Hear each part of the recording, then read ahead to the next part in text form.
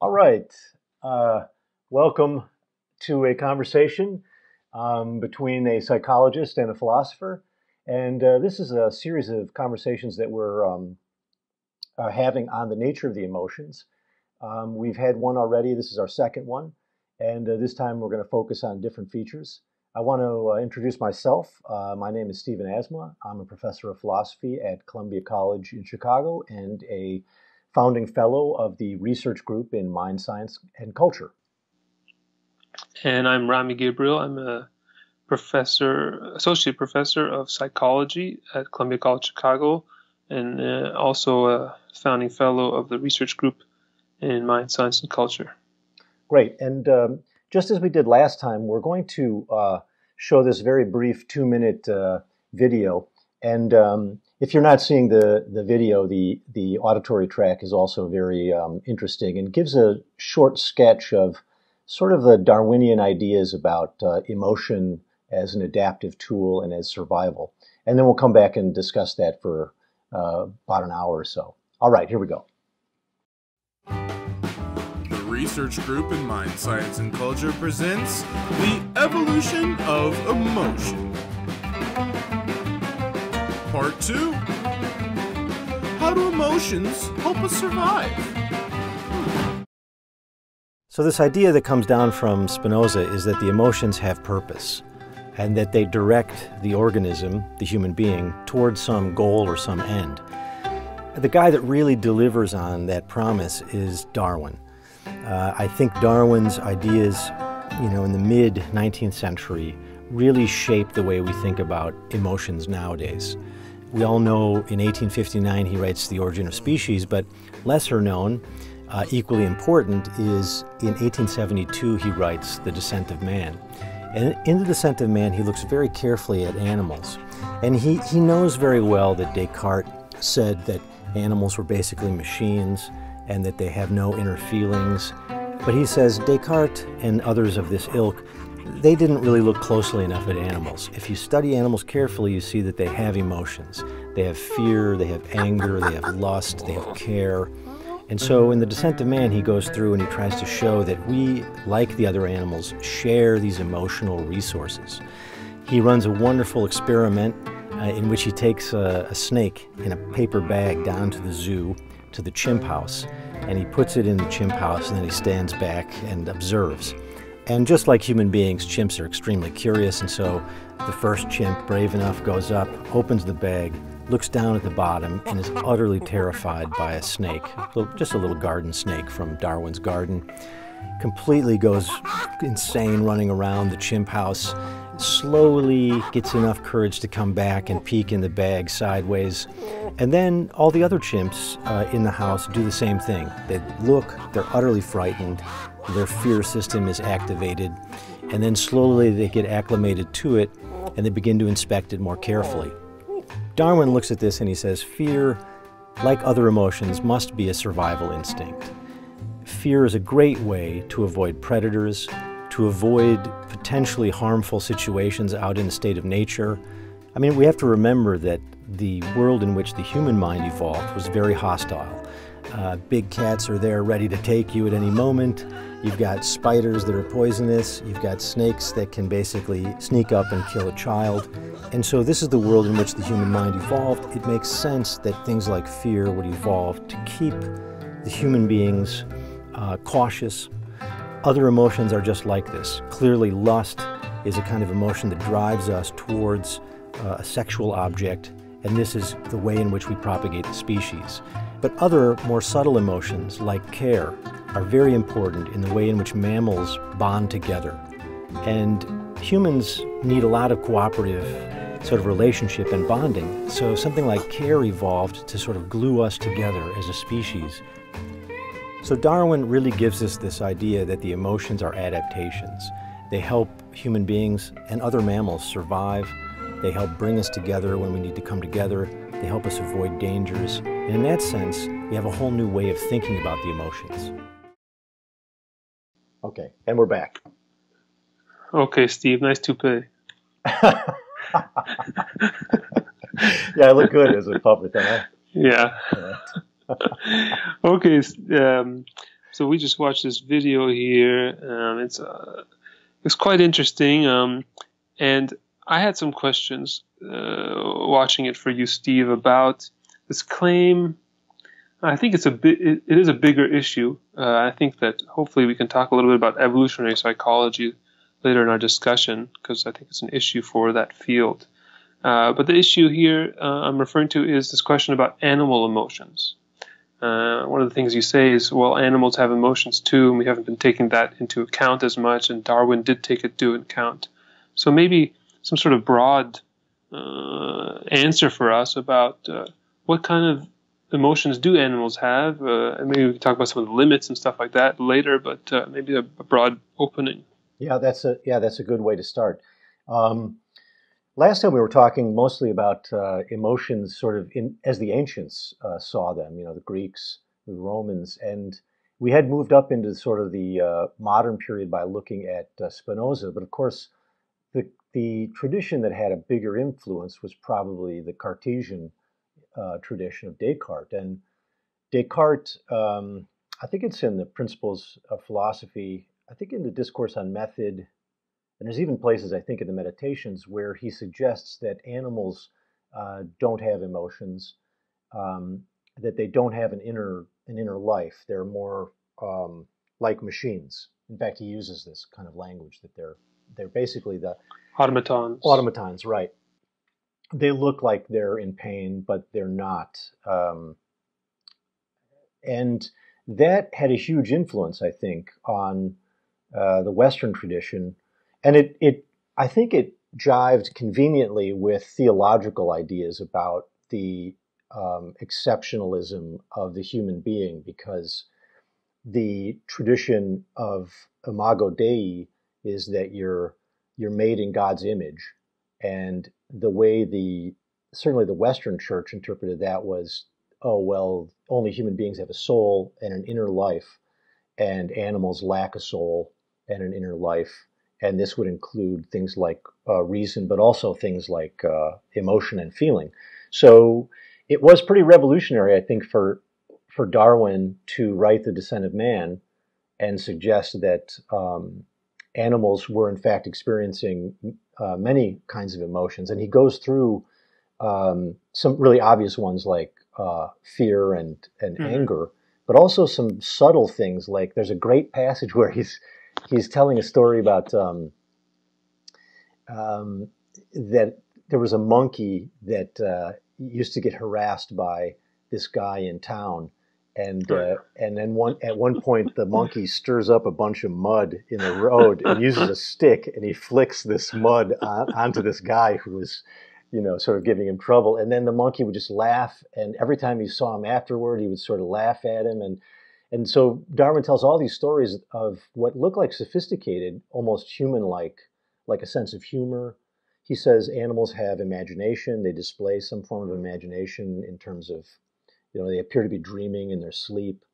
And in that sense, I think he set animals and human beings on a similar footing with regard to emotions, but the 20th century moved in the direction of behaviorism and so forth, and then just ignored, the inner life of animals again.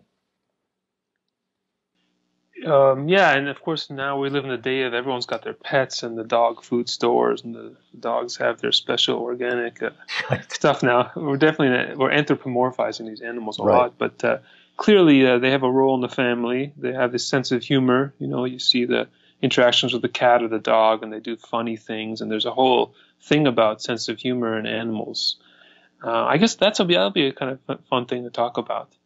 Do they have a sense of humor? What does it mean to have a sense of humor in terms of mind and in terms of emotion? Yeah, I'm sort of suspicious that they have a sense of humor like we would know it, but I can see that they have different forms of play. Like if you think about play, it seems to be universal among mammals, but it looks like it's that rough and tumble stuff where the animals are just sort of wrestling with each other, and they'll do a kind of, if you have pets, you'll know you can play with your pet, and they do kind of a gentle bite instead of like a serious bite, and these are things that they do with each other as they wrestle around.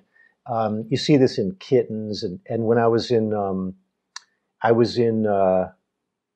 Rwanda and saw the mountain gorillas there, and you saw there that the mountain gorillas were also playing just like little kids would, tackling each other, and then the play would get out of hand, and then the dominant male would have to come and break it up, and so there must be forms of play that then maybe evolve into what we think of as a sense of humor, but they don't have language per se or a symbol system. Well, but what about, like, for example, a lot of humor too, as Freud says, is you set up an expectation and then you subvert it at the end, and that's the joke. You put something, obscene or vulgar at the end. Yeah, that's true. And there is something about animals that do this. Like, for example, if someone comes over to the house and they hate dogs, the dog is invariably going to go to them and create a scene, or the cat's going to jump on them. I don't know if this is just absurd to us, but there's a subversion of the situation, and little kids do this too. They do the most vulgar thing at a certain time. Not the most vulgar, of course. Adults do that, but the most obscene sort of things at certain times that subverts the expectation. The surprise and the humor comes out of that situation. I don't know if that's us anthropomorphizing or treating the animal like a person in a situation. So if a person did that, it would be absurd and funny, but it's a dog or a cat doing that. Yeah, that's a very interesting issue. Like, there's a kind of broad humor that involves, like, my son and I will just watch endless YouTube videos of people getting, like, punched in the groin or something, incredibly funny Three Stooges kind of stuff.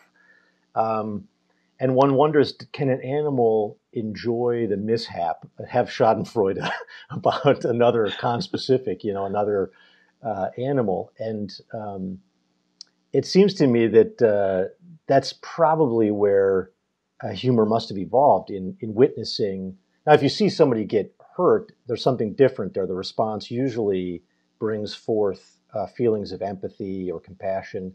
But we are anthropomorphizing animals sort of dramatically. Like, I was watching a video just the other day in which it was a cat or it was some animal had a litter of babies, and the animal was going to the owner and then sort of doing a soft bite on the finger and dragging the hand back to where the other pups or the babies were. And every time the owner took the hand away, the mother would go and get the finger and bring it back in. And the way it was interpreted by the people who put the video together was, isn't this cute? The way that, the mother wants to introduce, the human to the babies, and it's all one family, and it's a kind of, it was very anthropomorphized. What I think was happening was that the animal goes into a kind of automatic circuit of moving the babies back together to keep them warm and to keep them nursing, and that the fingers look like another baby, and that it's almost like a program where the animal is pulling the finger back in because it's now got a kind of biochemistry of mothering behaviors, and it's right back into this kind of mechanical behavior that we're interpreting incorrectly. So there's that danger too. Well, taking another side on this, how much of humor for us can get mechanical?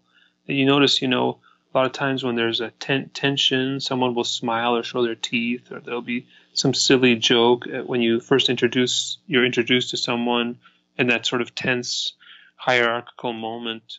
I wonder how much of that has a mechanical aspect. That's interesting. Yeah, because one of the things we need to talk about is not just the emotion, but the expression of the emotion. And Darwin, The Descent of Man, I think, is the stronger work. It's got, I think, the better empirical stuff. It's got the better set of arguments. It connects the emotions to natural selection and to sexual selection. But of course, Darwin thought it's the other work, the expression of emotions in man and animals, which is, I think, a year later after The Descent of Man, which he thought was sort of more important to this issue. But that's a very bizarre argument. Like, he sounds very Lamarckian in that book.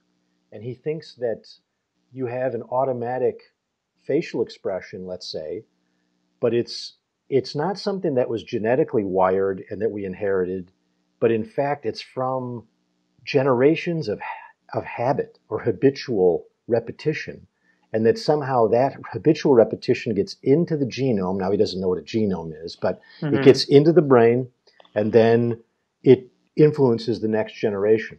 So the example he gives there, he says he takes a box and it's got some rattle in it, and he shakes it in front of his baby that's only like 16 weeks old, and the baby like blinks repeatedly, violently, and Darwin says, well, the baby's too young to know that this could be dangerous, and so therefore many generations before, adults learned that this rattling sound was dangerous, and that association changed their brain, which then changed the genetic material such that they inherited it. So it's totally Lamarckian inheritance of acquired traits. And as far as we know, this is just wrong. Like it's just incorrect. So some of Darwin's like most explicit comment on emotional expression just turns out to be totally loaded with Lamarckian ideas and just false as far as we know. But to your question, it is interesting that you make a face automatically in a social situation, and you wonder was that the result of cultural conditioning or instinctive muscular responses or what? Yeah, it sounds like when you said we have habits and we get to keep the habits going. That's kind of what culture is in a way, right? Certain habits, the habit of smiling at certain times is conditioned, but it's conditioned because of your cultural milieu. But I wonder, it must be grabbing onto particular biological kind of expressions. I mean, what do they say about smiling? It's showing your teeth, showing that you're not going to bite, or that you're.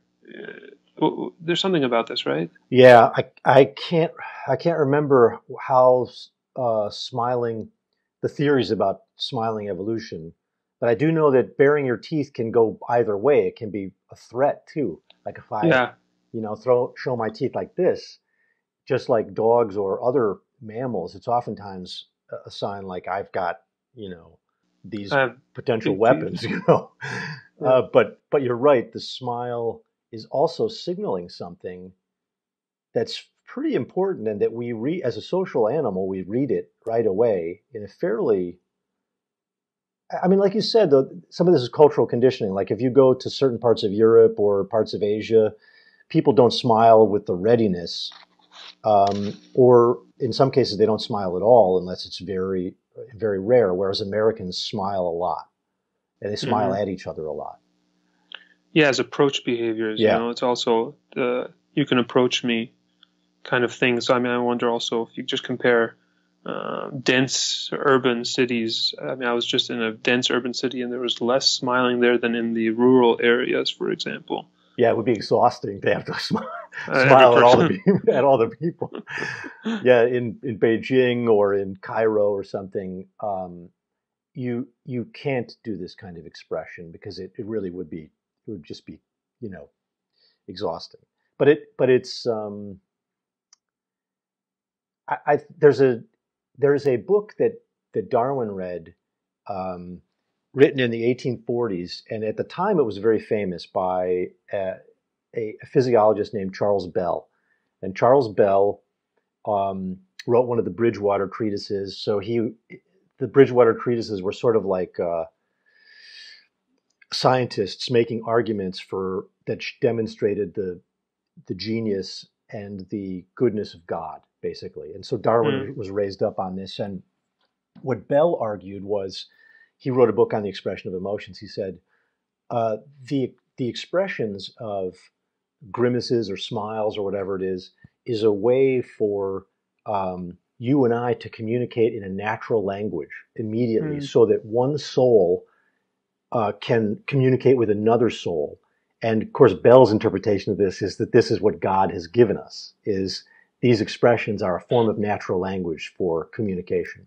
And Darwin didn't like the theological aspect, but he missed, in criticizing that, he missed what I think Bell was onto, which is that emotions and expression is a kind of natural communication system long before language would have evolved. So as social animals, we need these expressions.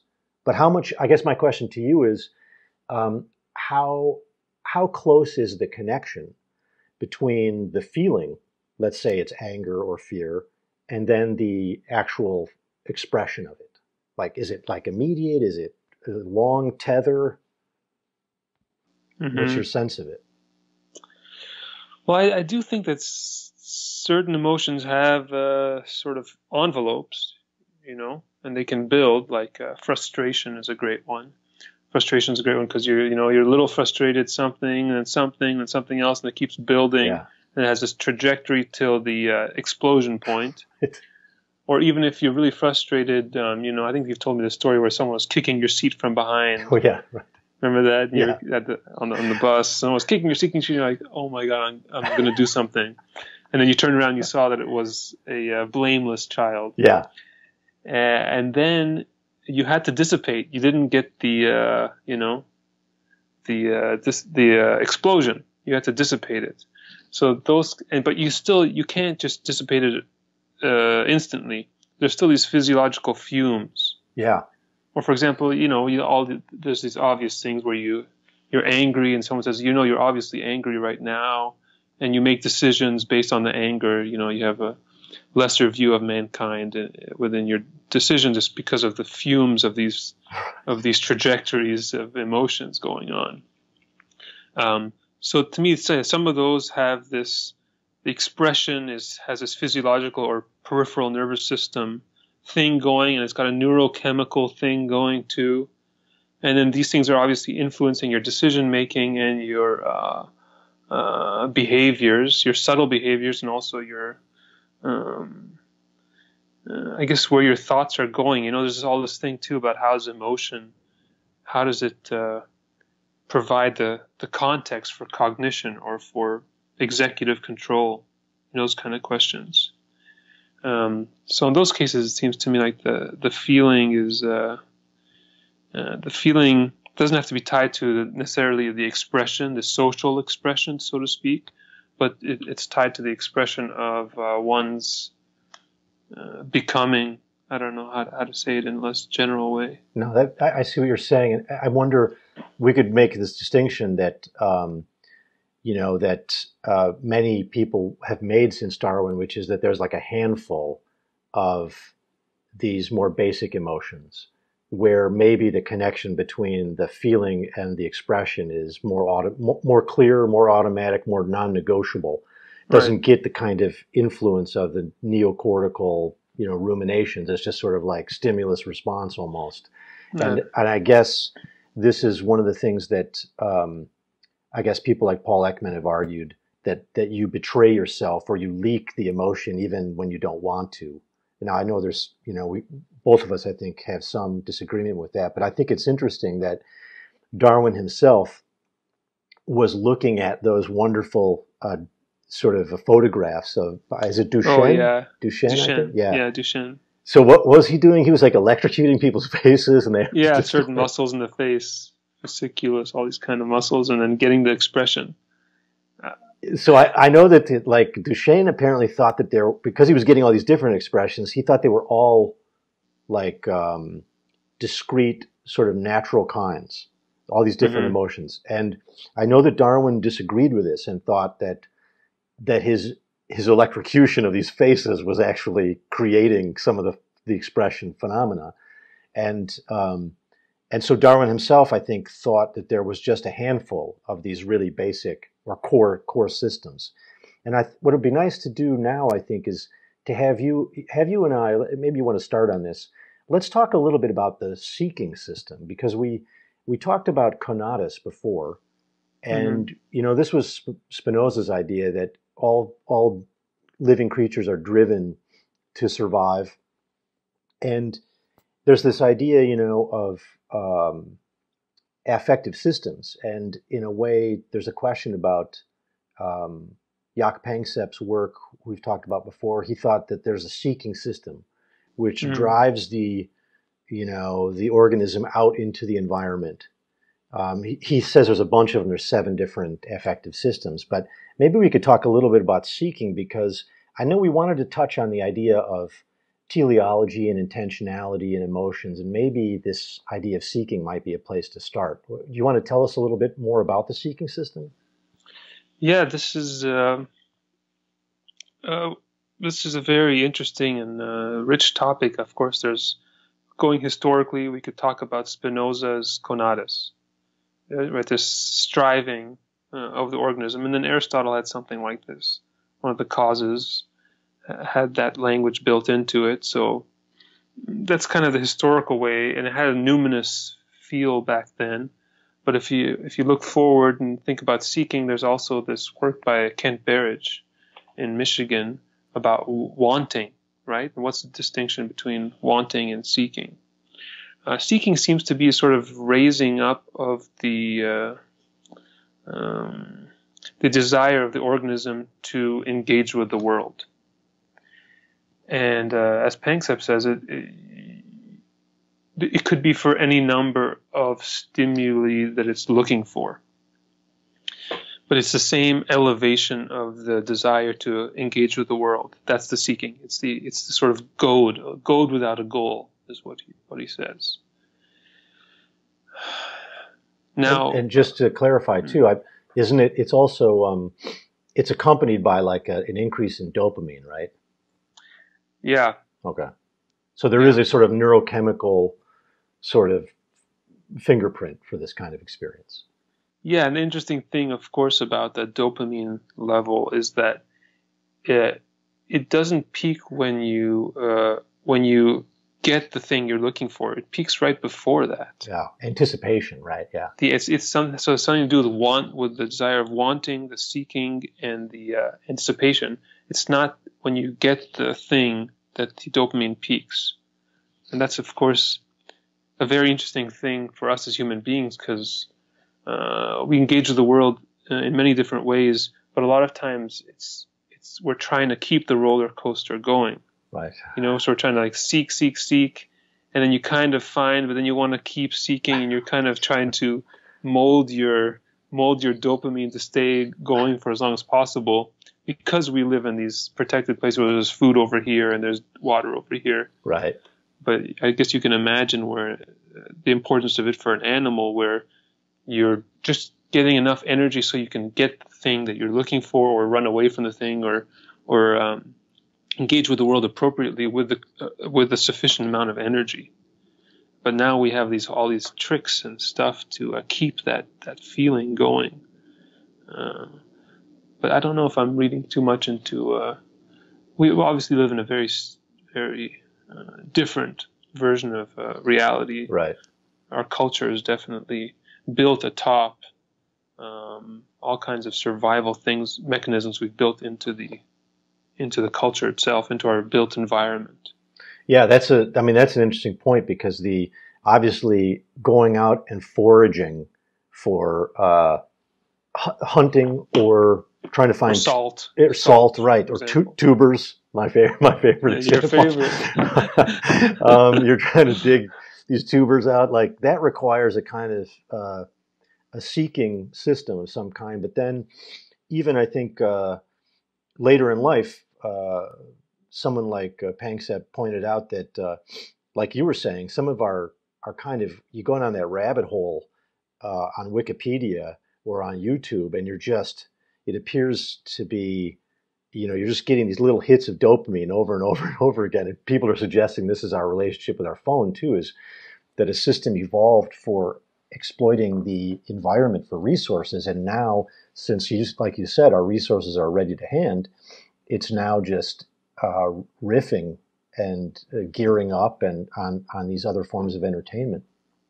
Yeah, I mean, it actually reminds me of the book you wrote, Imagination, about, it's kind of, you write about the jazz musician, the jazz soloist, the imagination of the improvising musician. And that too has a seeking aspect, and then, there's the song, and you have the solo in the song, but you have a whole evening of music. And so you have to sort of be improvising and trying to reach something continuously.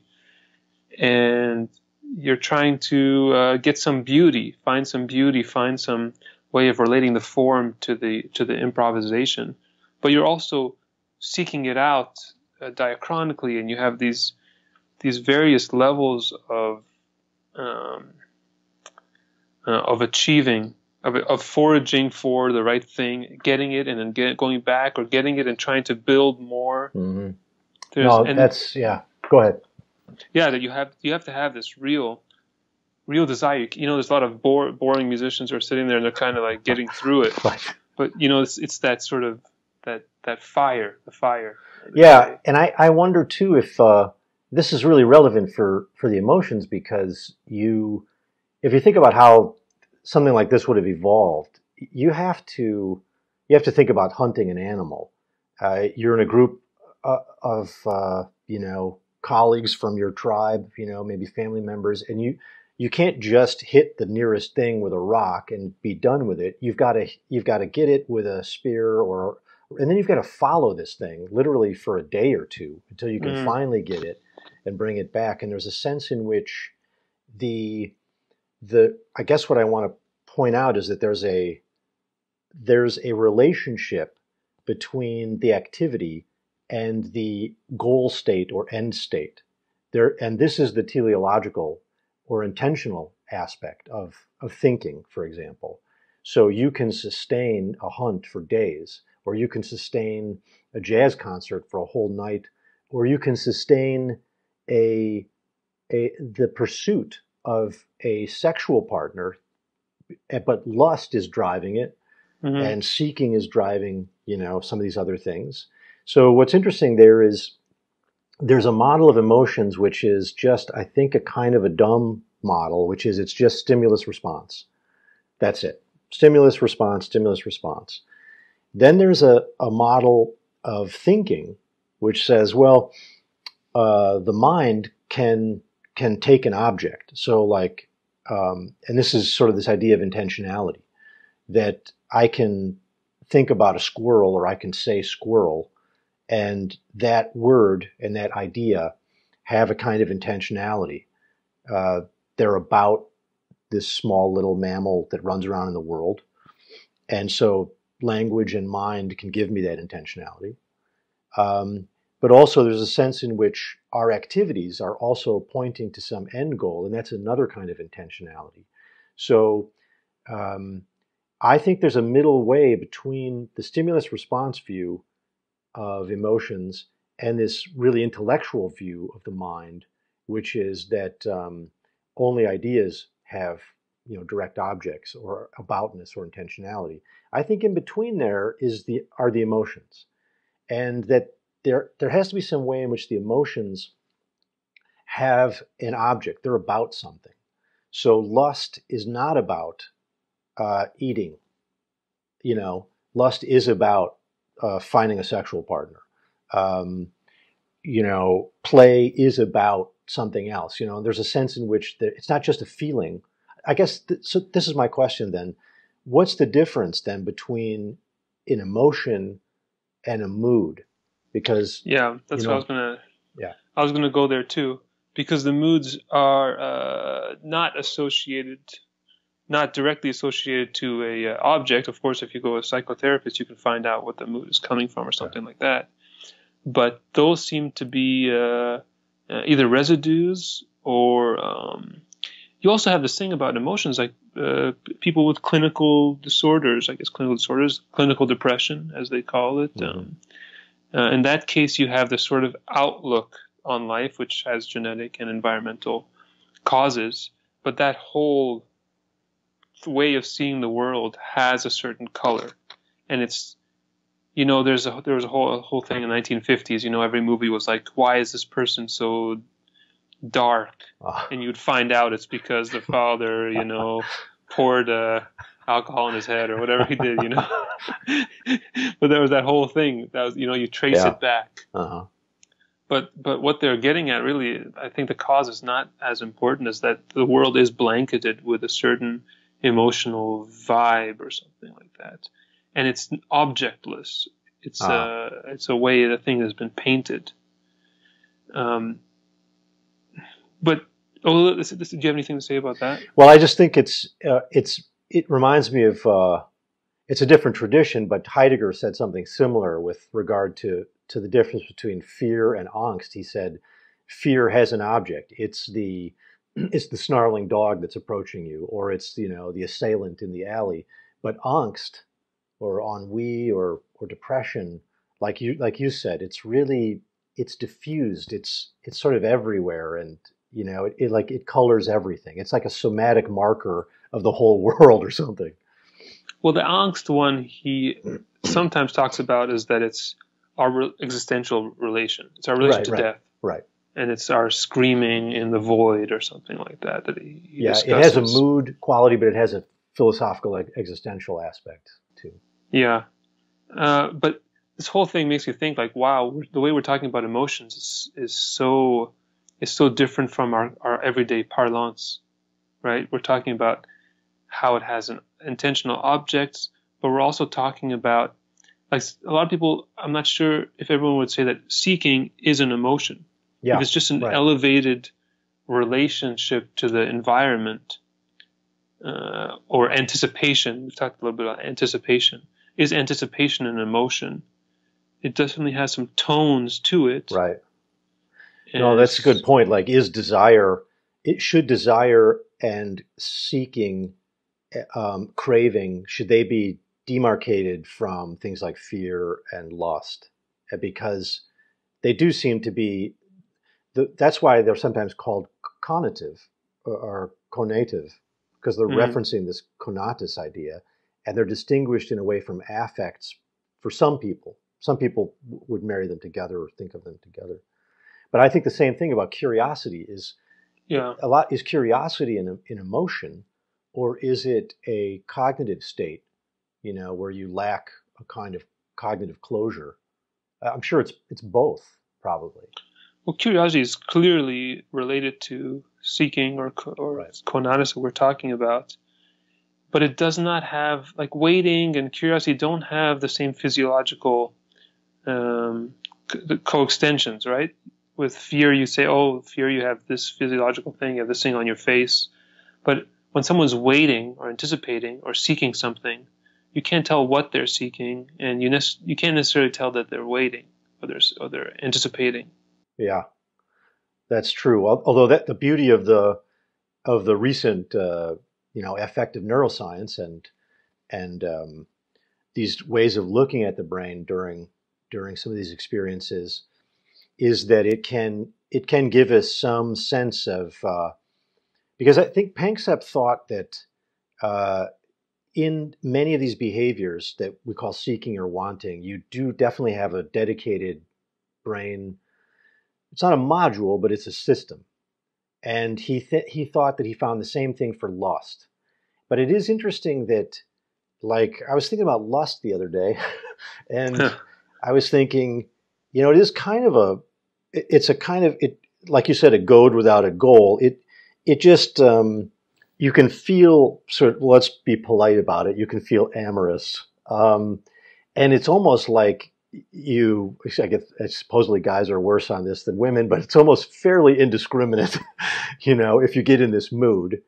But at some point, you also have sort of a sexual phenotypical type, a morphological body that you're attracted to.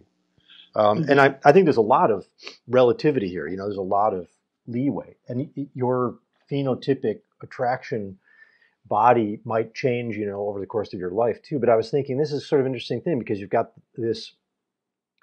a lust system that has a neurochemical, physiological sort of signature. You've got a behavior where you're trying to woo a partner, or in some way you're doing your version of your male dance, to attract the female. But in a sense, that lust has taken an object, like it has a specific goal in mind. And I think what's interesting about that is, how do these affective systems get their objects? How do they decouple and then recouple with a specific person or kind of food or whatever. Like there's some flexibility here, I guess. Does this make sense? Yeah, the lust one. The lust. I mean, the lust. You could see it if you go to a club, any dance club or nightclub kind of situation. You see people can fix. Someone can fix on one person, but then that person is gone for whatever reason. Then they can fixate on another person right away. Right away. Whereas that's different from the idea of love at first sight, where you see one person and there's this. You're kind of fixated. That's probably an important part of love is the object remains the same over years. Yeah. So I think the lust one is pretty easy to see that it just switches. It doesn't really matter at that point. There's probably different stages of the lust cycle towards some sort of what you're anticipating. Yeah. And probably it gets fixed at different levels upon the different over the trajectory of the anticipatory curve. Yeah, right? That makes sense. Probably harder to break it later. Right. Very easy to break in the beginning. And I wonder if it's like that same way with some of the other emotions. I don't know. What else could we talk about? Lust is like your own example is interesting because my understanding is that apparently there's there's a flood of testosterone and vasopressin like during the lust phase, but where you described where you fasten on one person and the bond is very strong, that would be sort of what somebody like Panksepp would call the care system, where oxytocin bonds you to this person. So it's almost like you've got one system that gears you up and drives you to this mate, but then another system, emotional system, comes in and cements the bond for other biological functions like child rearing and so on. You know what I mean? Mm-hmm. So it's possible that you've got two adaptive affective systems. One drives you to procreate, and which would be the lust system, and the other, the care system, which we know is very common in other mammals. It's sort of underwritten by oxytocin and endogenous opioid release. That would be sort of part of the creation of the child rearing function, where you have a sort of pair bonding and then offspring raising. Does this make sense? Yeah, but then, I mean, this is a big question, ridiculous question, but why do some people turn on our care, some sort of prototypical care emotion, and why do some turn on the prototypical lust? Yeah, that's funny because even the culture has it divided up like this too. Like there's I think for women, there's a kind of, there's this cultural dichotomy of the good husband material, father material, who you can rely on. And then there's the sort of bad boy. Motorbike. Yeah, right, the leather jacket. and we've got tons of, romantic rom-com movies, and the culture embraces the fact that there's a weird duality between those two. And for men, it's the good mother character, the nice girl, versus the femme fatale who you're attracted to for the quote unquote one night stand or whatever. And it's a cruel joke that evolution has sort of driven us towards, finding a mate that can do both these things, which is very difficult. If you can find that mate, then I think it's quite a rare and lucky break. But you don't need to find that mate if you can, because biology doesn't really care how you solve this. I think. Well, and there's a discourse now questioning monogamy. Oh yeah, and the notion that how much does our culture of romantic love, our sort of worship of romantic love, give us these options or program us to see things in that light. And there's also, of course, our age. People are getting married later too, and there's socioeconomic freedom. Those kind of factors are also playing in. Yeah, that's right. Having lived a lot in Asia, I think it's interesting there. One finds sort of a more of a distinction between the pursuit of a love partner versus the pursuit of a good provider or family bond or pair bond for raising children. For the purposes of marriage are just very different, culturally speaking. Yeah, like culture in the Middle East, you marry someone in your family circle, or right, or a cousin, second cousin, because that's you're getting you're creating another family member. Right. Whereas you have the lust things are usually not within that circle. Yeah, and then you've got additional resources now when you connect one family with another family. So it's win-win potentially, right, on that model. And we have that too, I think, in contemporary America, but it's less obvious, and people privilege the romantic narrative over this kind of rather more utilitarian notion, I think, of marriage. Although, then, as many people have pointed out, the divorce rate is very high because we may be privileging the wrong thing in the course of some of our, pair bonding and parenting decisions. We keep thinking of the lust emotion as something that should be sustained with this partner over, decades, when in fact it was never made to be sustained over decades, and mm-hmm. And to try to sustain it is a kind of cultural violation of what could be, some biological equipment or something like this. Mm-hmm.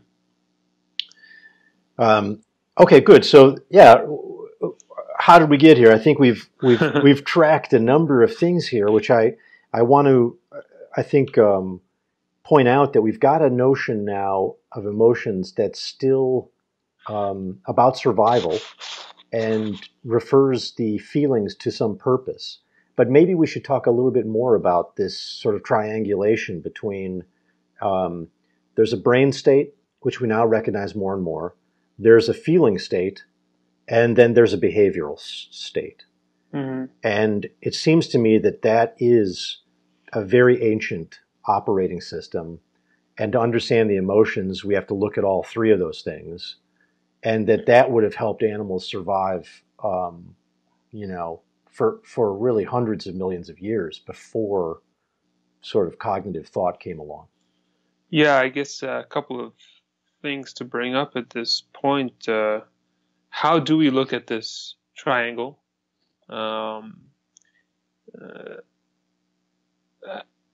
what point do we relate humans to other animals, to other mammals? And I think those two have various responses. So, for example, in the field of evolutionary psychology or orthodox evolutionary psychology, you have a certain way of thinking. Well,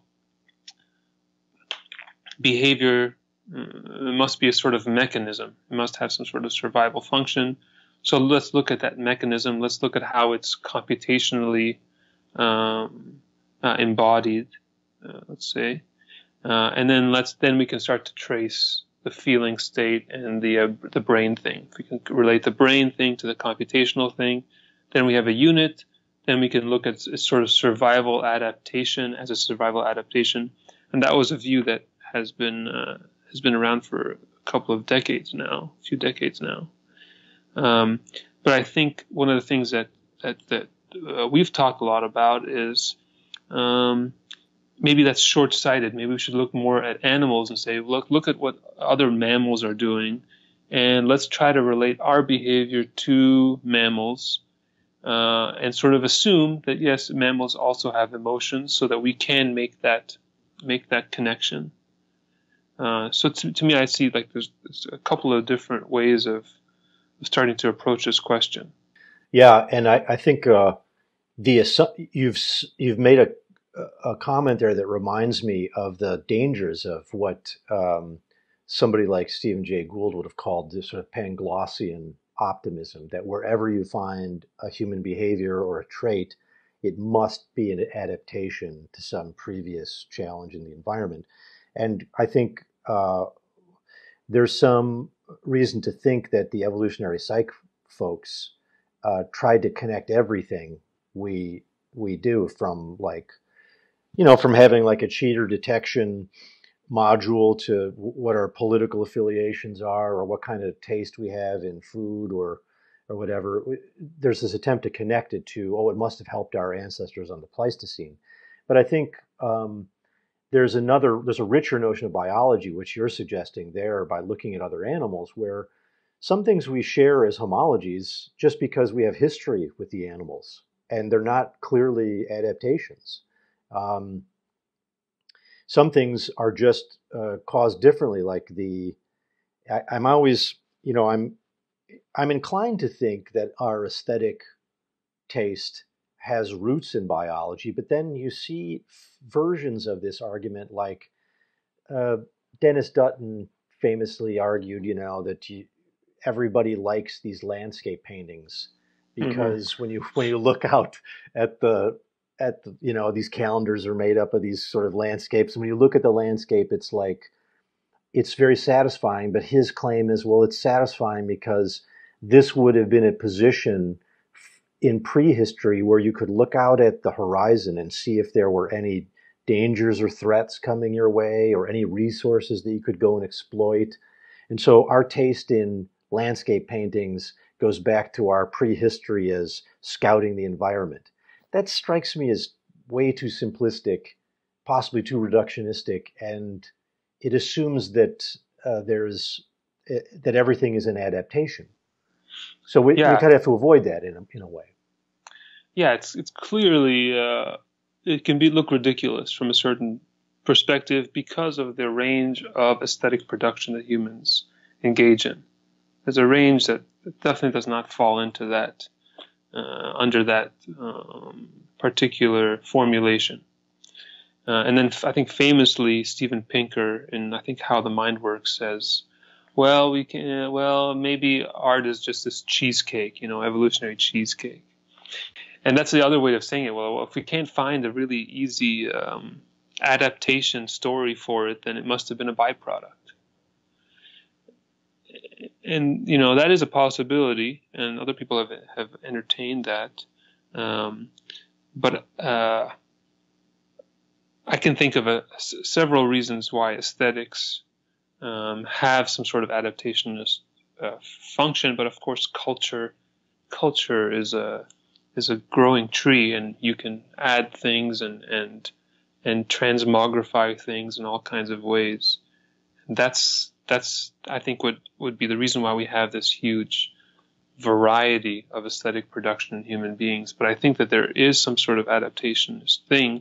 If we can want to talk more about art, I think that's a good way of putting it, because the assumption has been either the behavior or the aesthetic taste is a clear adaptation, or it's this cheesecake. But the real solution must be in the way that culture shapes these foundational affective systems. So in the same way that lust drives every mammal, what your society dictates as beautiful and worth pursuing is quite different. So what's happening is the culture is getting a hold of the affective system and not denying it, not quashing it, but directing it in a sense.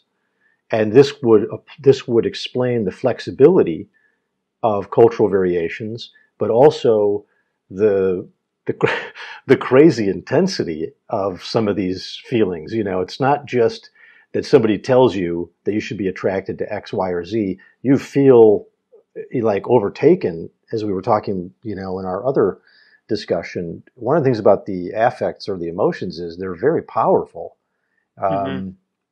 And they can motivate behavior, like even against your own rational good sense. That's how strong these systems are. Yeah, the rationale is the bootlicker for these things. And I guess that's another way of saying it. What's the adaptational reason for emotions? It's the thing that it's the driver of motivations. And obviously we've survived this long, so there has to be some direct lines to survival kind of adaptations. Yeah. I'm sorry. One quick example is There's this case of there's a subject out, I think, in California, and I think Damasio worked with this subject too. She had some kind of damage to her amygdala, and so she lacked fear. And they would do these experiments. I think as a subject she was called SM, but they would take her to haunted houses and various scenarios to frighten her. And because there was this damage to the amygdala, what she would experience would be a kind of cognitive arousal. Well, isn't that interesting? There's a guy coming at me with no face, like in a haunted house. But she didn't feel the fear that you or I would feel. And this is another way, by looking at these sort of pathologies or places where the system is broken down, you begin to see the contours of the system itself. And it doesn't matter your cultural training, you need this amygdala to generate or process fear, and then the culture comes in on top of that sort of more basic biological phenomenon. So I think it's a way to have your cake and eat it too, because you have the biological foundations of emotions, but you have all of the complexity of cultural difference. And also, we're talking about a triangle from the brain changes, the feeling state, and the behavior. But for human beings, there's also maybe another axis point, which would be emotions as forms of judgment. That it's not just an embodied form of appraisal, but also your mind really does get in there and train these experiences. Like your boss yells at you, and so you feel very negative emotions or anger at your boss. But then eventually you just, and so you're making a judgment like the boss is so unfair. I did the work, but eventually you just see your boss and feel these feelings. You know what I mean? They have a feeling, they have a impact on you like an instinct, but in a sense, it's been trained by a series of judgments. Yeah, there's conditioning going on too in that particular example. But I think that's something we should talk about next time. Judgments, appraisal, the cognitive elements of emotion. Yeah, and that's probably a good place for us to start wrapping up. I think we've been at this for an hour or so, and I think there's obviously way more to talk about. But it has been a pleasure, as usual, and we'll continue this conversation in future episodes. And we'll see you then. Cheers. Cheers.